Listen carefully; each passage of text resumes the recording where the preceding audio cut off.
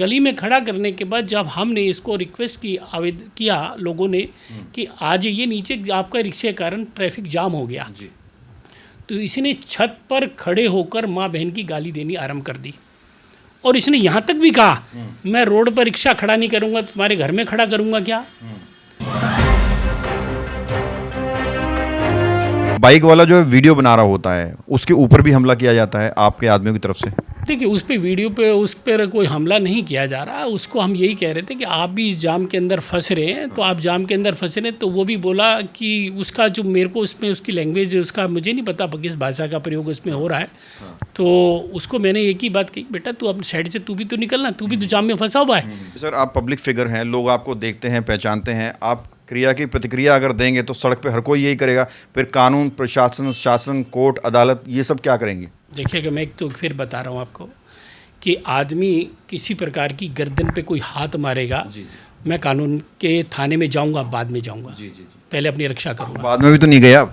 नहीं मैं नहीं गया ना, उसमें उनके परिवार के द्वारा सॉरी हो गई ना। विपक्ष के नेता भी हैं जो उस वीडियो को शेयर कर रहे हैं। देखिएगा विपक्ष के कुछ नेता ऐसे हैं जिनके ऊपर 354 लगा हुआ है, उनके एफिडेविट में दर्ज है। उन्होंने अपने एफिडेविट में दे रखा 354। उनके एफिडेविट में ये भी दर्ज है कि 6-6, 7-7 केसों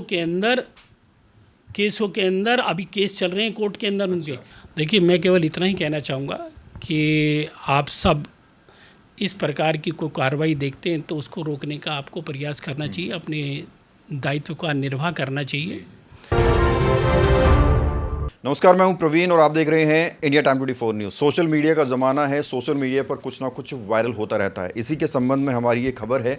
इस वक्त मेरी मौजूदगी राजनगर पार्ट 2 में है और मेरे साथ पूर्व पार्षद और एसडीएमसी के पूर्व चेयरमैन भूपेंद्र गुप्ता जी हैं, जिनकी एक सोशल मीडिया पर वीडियो वायरल हो रही है जिसमें एक रिक्शे वाले को कहा जा रहा है कि ये हाथ उठाते हुए उसके ऊपर नज़र आ रहे हैं।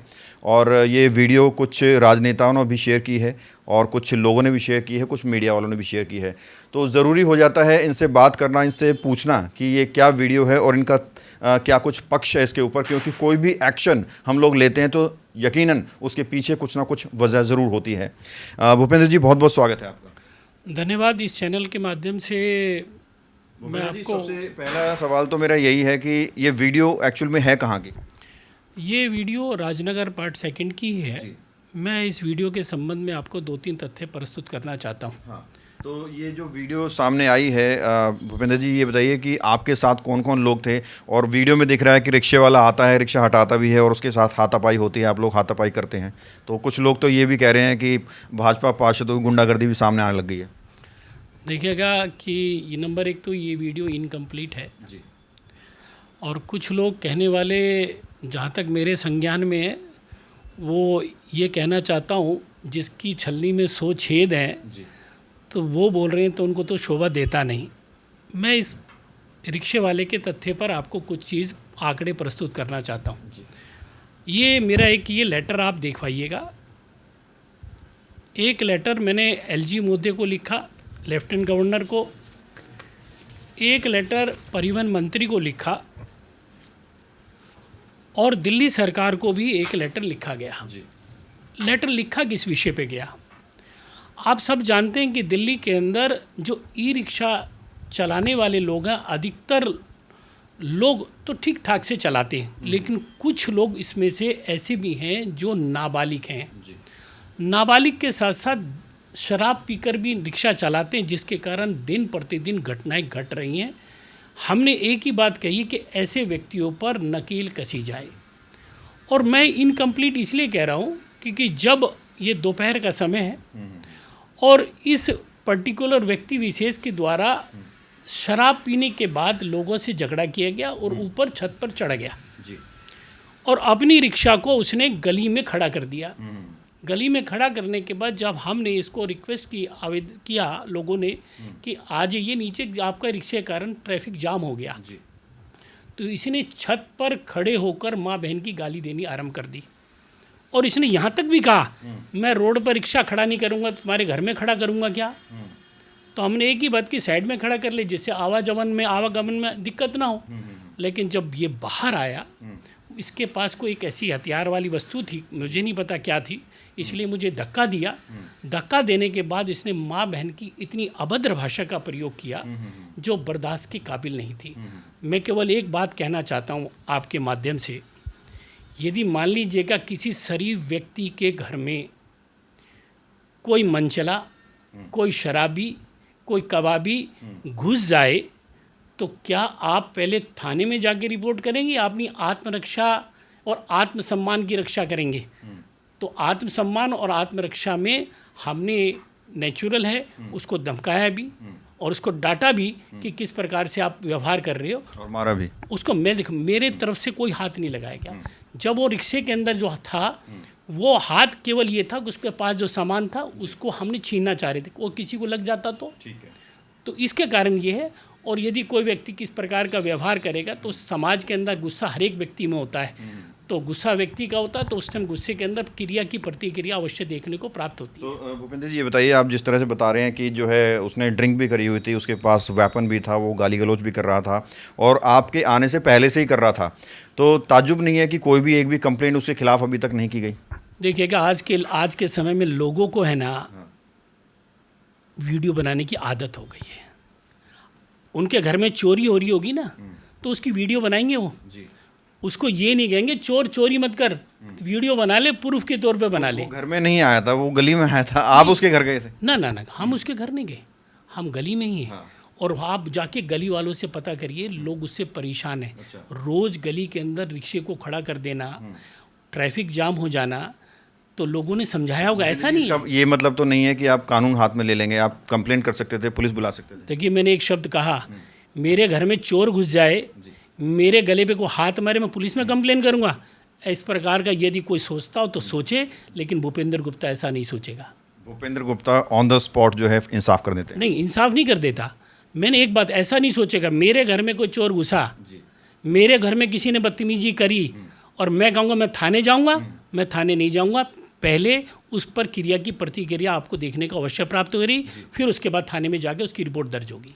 बिल्कुल, मैंने शुरुआत में ही कहा कि जो भी एक्शन लेते हैं कुछ ना कुछ वजह ज़रूर होती है, वजह आप बता रहे हैं। आपको क्या लगता है कि इस पूरे मामले पर राजनीति चल रही है? क्योंकि कुछ विपक्ष के नेता भी हैं जो इस वीडियो को शेयर कर रहे हैं, कुछ मीडिया वालों को बुला रहे हैं, उनको वीडियो दे रहे हैं। देखिएगा, विपक्ष के कुछ नेता ऐसे हैं जिनके ऊपर 354 लगा हुआ है, उनके एफिडेविट में दर्ज है। उन्होंने अपने एफिडेविट में दे रखा 354। उनके एफिडेविट में ये भी दर्ज है कि 6-6, 7-7 केसों के अंदर अभी केस चल रहे हैं कोर्ट के अंदर उनके। अरे वो तो उनको तो कहने का अधिकार ही नहीं है। मैं तो आपके चैनल के माध्यम में, उनको तो कहने का अधिकार नहीं है। वो तो सोचते हैं कि इस भूपेंद्र गुप्ता पर जो 59 साल के उम्र के अंदर भी कोई केस को किसी तरह का आरोप प्रत्यारोप नहीं है, तो कम से कम इसको मुद्दा बना लिया जाए। कहीं ना कहीं छवि खराब करने की कोशिश की। देखिए, उनके कहने से कोई छवि खराब नहीं होती। कोई व्यक्ति जो कह रहा है, पहले तो ये देखना जरूरी होता है कह कौन रहा है। कहने वाला व्यक्ति जो भी कह रहा है, कहने वाले व्यक्ति को अपनी गिरबान में झांक कर देखना चाहिए कह कौन रहा है। भूपेंद्र जी, पूरा जो वाकया आया सामने, जो वीडियो वायरल हुई है, 2 वीडियो हैं। पहले आप चलिए, जो भी सिचुएशन रही उस पर आप बता चुके हैं क्या वजह थी। उसके बाद एक बाइक वाला जो है वीडियो बना रहा होता है, उसके ऊपर भी हमला किया जाता है आपके आदमियों की तरफ से। देखिए, उस पे वीडियो पे उस पर कोई हमला नहीं किया जा रहा। उसको हम यही कह रहे थे कि आप भी इस जाम के अंदर फंस रहे हैं, तो आप जाम के अंदर फंस रहे हैं। तो वो भी बोला कि उसका जो मेरे को उसमें उसकी लैंग्वेज, उसका मुझे नहीं पता किस भाषा का प्रयोग उसमें हो रहा है। तो उसको मैंने एक ही बात कही, बेटा तू अपनी साइड से तू भी तो निकलना, तू भी तो जाम में फंसा हुआ है। तो उसने मेरी बात को माना भी कि हाँ मैं भी जाम में फंसा हूँ, इस रिक्शे वाले की वजह से मैं जाम में फंस रहा हूँ। तो उसका मुझे इसकी जानकारी। उसको भी पीटा गया है सर, आप लोगों की वजह, आप लोग पीटते हुए देख रहे हैं बाइक वाले को भी। नहीं, देखिए क्या है कि अल्टीमेटली क्या कि मैं साइड में उसमें खड़ा था, तो अल्टीमेटली कोई ना कोई बात उसके साथ, बाइक वाले के साथ भी हुई होगी। तो मैंने आपको एक बात कही ना कि चलते रोड के ऊपर क्रिया प्रतिक्रिया अवश्य देखने को प्राप्त हो जाती है। आदमी का टेम्पर इस प्रकार का हो गया कि कोई भी किसी को किसी टाइम भी गाली देने को आतुर रहता है। और रोड पे चलते हुए तो ये भी तो सोचिए सर, आप पब्लिक फिगर हैं, लोग आपको देखते हैं, पहचानते हैं। आप क्रिया की प्रतिक्रिया अगर देंगे तो सड़क पे हर कोई यही करेगा, फिर कानून, प्रशासन, शासन, कोर्ट, अदालत, ये सब क्या करेंगे? देखिएगा, मैं एक तो फिर बता रहा हूँ आपको कि आदमी किसी प्रकार की गर्दन पे कोई हाथ मारेगा, मैं कानून के थाने में जाऊँगा, बाद में जाऊँगा। पहले अपनी रक्षा करूँगा। बाद में भी तो नहीं गए आप? नहीं, मैं नहीं गया ना, उसमें उनके परिवार के द्वारा सोरी हो गई ना, किस लिए जाना फिर? ठीक है, गलती इंसान से हो जाती है, गलती इंसान होने के बाद उसने कोई चीज़ को अपोलाइज कर लिया तो ख़त्म हो जाती है ना बात को। और मेरे गर्दन पे कोई हाथ मारे, मैं थाने जाऊंगा पहले? मेरे को लगता है किसी व्यक्ति को थाने जाना चाहिए, कानून का सहारा लेना चाहिए, पहले अपनी गर्दन की रक्षा स्वयं करनी चाहिए। आपके साथ कौन लोग मौजूद थे सर? 2-3 कार्यकर्ता थे, ठीक है, हम जा रहे थे पार्टी की मीटिंग में, तो कार्यकर्ता थे। कार्यकर्ता का जवाब ठीक था कि कार्यकर्ता जिस प्रकार से बात कर रहे थे, उनका ही कहना था कि इस प्रकार की अभद्र भाषा का प्रयोग इस व्यक्ति को नहीं करना चाहिए था। तो आपको लगता है कि सर जो आपने आप बता रहे हैं एलजी वगैरह को आपने लिखा हुआ है कि जो ई रिक्शा चलाए जा रहे हैं वो कहीं ना कहीं जो है उसको 60 साल के लोग भी चला रहे हैं, 12, 13, 18 साल के लोग भी चला रहे हैं, कहीं ना कहीं जो भूपेंद्र गुप्ता की भड़ास रिक्शे वालों से है वो उस पर उतर गई?